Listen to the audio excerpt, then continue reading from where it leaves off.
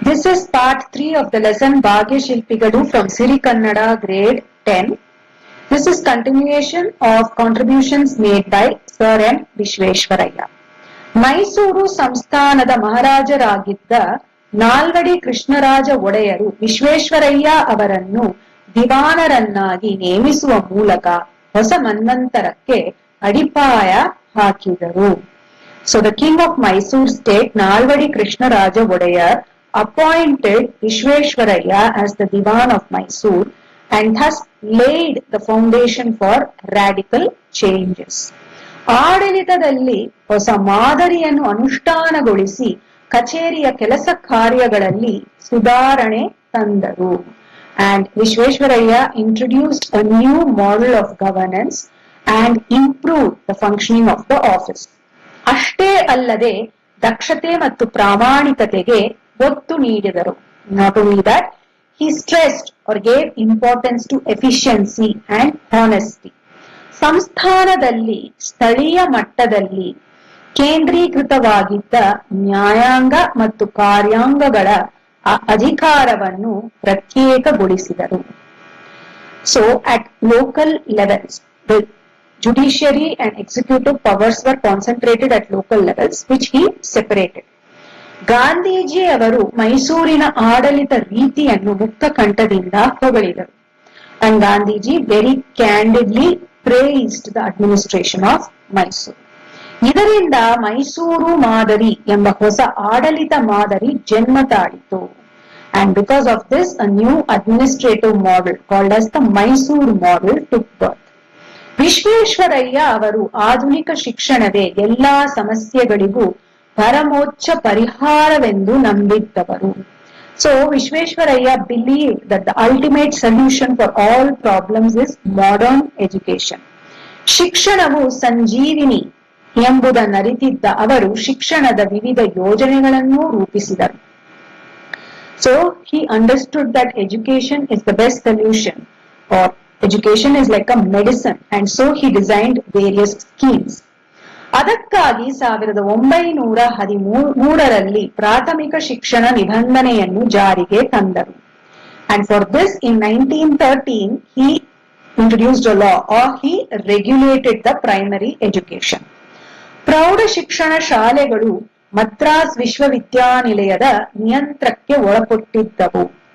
All the secondary schools were under the control of Madras University. ಇದನ್ನು ಬದಲಿಸಿ ಸಂಸ್ಥಾನವೇ ಪ್ರತ್ಯೇಕವಾದ ಪ್ರೌಢ ಶಿಕ್ಷಣದ ಅಂತಿಮ ಪರೀಕ್ಷೆ ನಡೆಸುವ ಯೋಜನೆಯನ್ನು ಆರ್ಥಿಕ ಪರಿಷತ್ತಿನ ಮೂಲಕ ರೂಪುಗೊಳಿಸಿದರು. So, through the Economic Council, he designed a change such that the state itself conducts the final exams for the secondary education. Mysuru ವಿಶ್ವವಿದ್ಯಾನಿಲಯದ ಸ್ಥಾಪನೆ ಇವರ ದೂರದೃಷ್ಟಿಯ ಮತ್ತೊಂದು ಫಲಶ್ರುತಿ. So, the establishment of Mysore University was one of the outcomes of his vision. ಶಿಕ್ಷಣಕ್ಕಾಗಿ ಶಿಕ್ಷಣವಿರಬೇಕು. So, there should be education for education. ಅದು ಕೆಲವೇ ಜನರ ಸೊತ್ತಾಗದೆ ಪ್ರಗತಿಪರ ರಾಜ್ಯದಲ್ಲಿ ಅಜನ್ಮ ಸಿದ್ಧ ಹಕ್ಕಾಗಬೇಕು. So he stressed, or he thought that education should not become a property of only few people. It should be the inherent right for everybody in a progressive state. ತಾಂತ್ರಿಕ ಮತ್ತು ವೃತ್ತಿಪರ ಶಿಕ್ಷಣಕ್ಕೆ ಆದ್ಯತೆ ನೀಡಿದರು. So for this reason, he gave importance to technical and vocational education. ಇದಕ್ಕಾಗಿಯೇ ಬೆಂಗಳೂರಿನಲ್ಲಿ mechanical engineering ಶಾಲೆ, ಮೈಸೂರಿನಲ್ಲಿ ಚಾಮರಾಜೇಂದ್ರ ತಾಂತ್ರಿಕ ಸಂಸ್ಥೆಗಳನ್ನು ಪ್ರಾರಂಭಿಸಿದರು. So for this reason, that he wanted to give importance for technical education, they started a mechanical engineering college in Bangalore and Chamarajendra Technical Institute in Mysore. ಏಕೀಕೃತ ಕರ್ನಾಟಕದ ರಚನೆ ಮತ್ತು ಕನ್ನಡ ಭಾಷೆ ಹಾಗೂ ಸಾಹಿತ್ಯಗಳ ಬಗ್ಗೆ ಸಾರ್ವಜನಿಕರಲ್ಲಿ ಉಂಟಾಗಿದ್ದ ಒಲವನ್ನು ಮನಗಂಡು ಕನ್ನಡ ಸಾಹಿತ್ಯ ಪರಿಷತ್ತನ್ನು ಸ್ಥಾಪಿಸಿದ್ದು ಇವರ ಕಾಲದ ಮತ್ತೊಂದು ಮಹತ್ವದ ಸಾಧನೆ. So he also identified the interests that people had on Kannada language and literature, and also that time people were fighting for unification of Karnataka. So having understood all this, he established the Kannada Sahitya Parishat, and this is one more important achievement of Vishveshwaraya. Visvesvaraya ಅವರು ಕೈಗಾರಿಕೆಗೆ ಅಗ್ರ ಪ್ರಾಶಸ್ತ್ಯ ನೀಡಿದರು. So he also gave a lot of priority for industry and industrial development. ಕೈಗಾರಿಕೀಕರಣ ಇಲ್ಲವೇ ಅವನತಿ ಎಂಬ ಘೋಷಣೆ ಮಾಡಿದರು. So he also raised the slogan that we have to do industrialization or we will decay. ಭದ್ರಾವತಿಯ ಕಬ್ಬಿಣ ಮತ್ತು ಉಕ್ಕು ಕಾರ್ಖಾನೆಯನ್ನು ಸ್ಥಾಪಿಸುವುದು ಅವರ ದೊಡ್ಡ ಗುರಿಯಾಗಿತ್ತು. His biggest aim was to establish the Bhadravati iron and steel plant. ಇದಲ್ಲದೆ ಹೆಂಚಿನ ಕಾರ್ಖಾನೆ, then apart from this, ಹೆಂಚಿನ ಕಾರ್ಖಾನೆ means tiles factory, ಮೂಳೆ ಮತ್ತು ಗೊಬ್ಬರ ತಯಾರಿಕಾ ಸ್ಥಾವರ, so a factory for bone and fertilizers. Then ಸಕ್ಕರೆ ಕಾರ್ಖಾನೆ, ಶುಗರ್ ಫ್ಯಾಕ್ಟರಿ, ಔಷಧಿ ತಯಾರಿಕಾ ಘಟಕ, ಫಾರ್ಮಸ್ಯೂಟಿಕಲ್ ಯೂನಿಟ್, ಗಂಧದ ಎಣ್ಣೆ, ಸ್ಯಾಂಡ್ಲ್ವುಡ್ ಆಯಿಲ್, ಬೆಂಕಿ ಕಡ್ಡಿ ಹಾಗೂ ಕಾಗದ ಕಾರ್ಖಾನೆಗಳು, ಮ್ಯಾಸ್ಟಿಕ್ ಅಂಡ್ ಪೇಪರ್ ಫ್ಯಾಕ್ಟರಿ ಸ್ಥಾಪಿತವಾದವು. All these got established during his time. Soap ಹಾಗೂ ಲೋಹ ತಯಾರಿಕೆ, then soap and metal manufacturing, ಕಲೆ ಮತ್ತು ಕರಕುಶಲ depot, so a depot for art and craft. Then Krishnarajendra ಬಟ್ಟೆ ಗಿರಣಿ, textile mills, Krishnarajendra textile mills. Then ಕಾಗದ ತಿರುಳು, ಪೇಪರ್ ಪಲ್ಪ್ ಫ್ಯಾಕ್ಟರಿ, ರಟ್ಟು ಕಾರ್ಡ್ಬೋರ್ಡ್, ಪೆನ್ಸಿಲ್. ದೆನ್ ಬೆಂಕಿ ಕಡ್ಡಿ, ಮ್ಯಾಸ್ಟಿಕ್ಸ್ ಮತ್ತು ಪೀಠೋಪಕರಣಗಳ ತಯಾರಿಕಾ ಘಟಕಗಳು, so manufacturing unit of furnitures. So he also introduced a lot of manufacturing units for textiles, paper pulp, cardboard, matchsticks and furnitures. ಹೀಗೆ 106 ಕೈಗಾರಿಕೆಗಳು ಪ್ರಾರಂಭಗೊಂಡವು. So like this, various industries also started. ರಾಜ್ಯದ ಆರ್ಥಿಕ ಚಟುವಟಿಕೆಗಳಿಗೆ ಭದ್ರ ಬುನಾದಿ ಹಾಕುವ ಉದ್ದೇಶದಿಂದ ಹಣಕಾಸು ನೀತಿಯಲ್ಲಿ ಮಾರ್ಪಾಡು ಮಾಡಿದರು. So he wanted to, his intention was to lay a strong foundation for the state's economic activities, and so he made a lot of changes in the fiscal policies. ಇದಕ್ಕಾಗಿ 1913ರಲ್ಲಿ ಮೈಸೂರು ಬ್ಯಾಂಕ್ ಸ್ಥಾಪಿಸಿದರು. And for this reason, the Mysore Bank was established in 1930. ಅನಂತರ ಉಳಿತಾಯ ಬ್ಯಾಂಕುಗಳು ಅಸ್ತಿತ್ವಕ್ಕೆ ಬಂದವು. After this, the savings banks came into existence. ಕೈಗಾರಿಕೆಗಳ ಅಭಿವೃದ್ಧಿಗೆ feeder bank, then for the industrial development, feeder bank ಹಾಗೂ ಕೈಗಾರಿಕಾ ಹೂಡಿಕೆ ಮತ್ತು ಅಭಿವೃದ್ಧಿ ನಿಧಿಗಳು ರಚಿತಗೊಂಡವು. So industrial investments, bank for industrial investments and developmental funds were also set up. ಸಾರ್ವಜನಿಕ ಜೀವ ವಿಮಾ ಯೋಜನೆ ಜಾರಿಗೆ ತಂದರು. So he also introduced public life insurance schemes. ರೈತರಿಗೆ ಹಾಗೂ ಕರಕುಶಲ ಕೆಲಸಗಾರರಿಗೆ ಸಾಲದ ಸೌಲಭ್ಯ ನೀಡಲು ಸಹಕಾರಿ ಕ್ಷೇತ್ರವನ್ನು ಬಲವರ್ಧನೆಗೊಳಿಸಿದರು. So he strengthened the cooperative sectors to give credit facilities to farmers and artisans. ಪ್ರಾಂತೀಯ ಸಹಕಾರಿ ಬ್ಯಾಂಕುಗಳನ್ನು ಸ್ಥಾಪಿಸಿದರು. So he established cooperative provincial banks.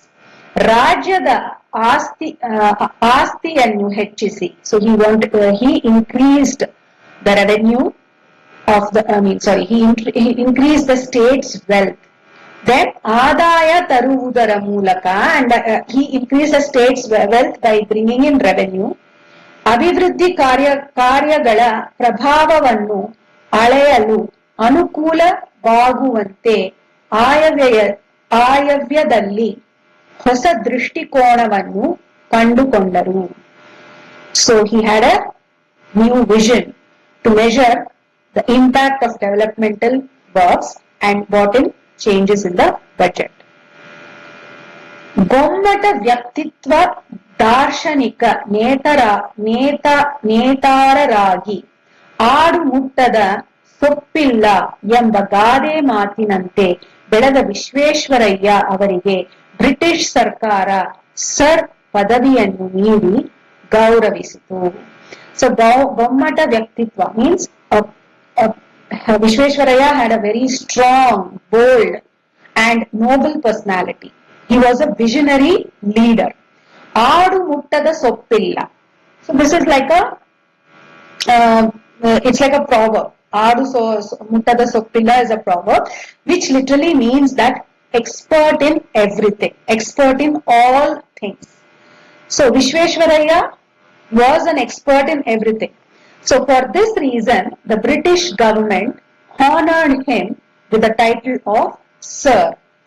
ಅವರ ಸಾಧನೆಯನ್ನು ಗುರುತಿಸಿ ಭಾರತ ಸರ್ಕಾರ ದೇಶದ ಅತ್ಯುನ್ನತ ಭಾರತ ರತ್ನ ಪ್ರಶಸ್ತಿಯನ್ನು ಸಲ್ಲಿಸಿತು. And recognizing his achievements, the Indian government also awarded him the highest civilian award, Bharata Ratna. ದೇಶದ ಹಲವಾರು ಪ್ರತಿಷ್ಠಿತ ಸಂಸ್ಥೆ ಹಾಗೂ ವಿಶ್ವವಿದ್ಯಾನಿಲಯಗಳು ಸದಸ್ಯತ್ವ ಹಾಗೂ ಗೌರವ ಡಾಕ್ಟರೇಟ್ ಪದವಿಗಳನ್ನು ನೀಡಿ ಗೌರವಿಸಿದವು. So many reputed institutions and universities gave him membership and the honorary doctorate also. ಮಹಾನ್ ಆಡಳಿತಗಾರರಾದ ಇವರ ಶತಮಾನೋತ್ಸವದ ಸವಿ ನೆನಪಿಗಾಗಿ ವಿಶೇಷ ಅಂಚೆ ಚೀಟಿ ಬಿಡುಗಡೆ ಮಾಡಲಾಯಿತು. So in remembrance of the birth centenary of this great administrator, a special postage stamp was also introduced. Mysuru ಸಂಸ್ಥಾನ ದಿವಾನ ಹುದ್ದೆಯಿಂದ ನಿವೃತ್ತಿಯಾದ ಅನಂತರವೂ ದೇಶ ಸೇವೆಯ ಪಥದಲ್ಲಿಯೇ ಸಾಗಿದರು. So in spite of retiring as the Diwan of Mysore, he still continued to serve the country. He walked in the path of service to the country.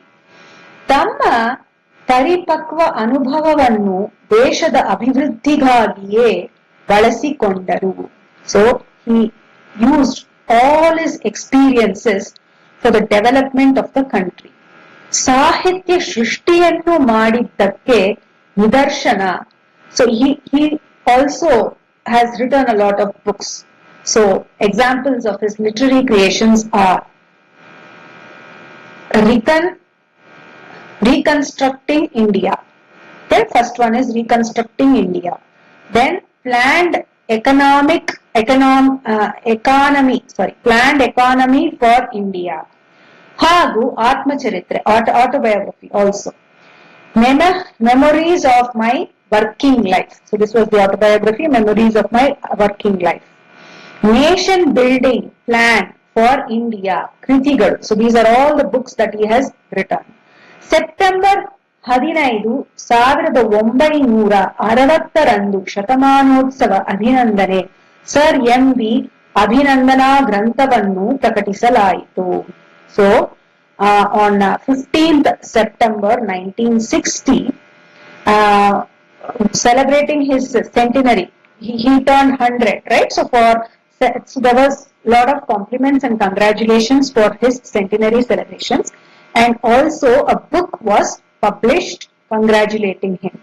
102 ವರ್ಷಗಳ ತುಂಬು ಜೀವನ ಪೂರೈಸಿದ sir MV. ಅವರು 1962 ಇಹಲೋಕ ತ್ಯಜಿಸಿದರು.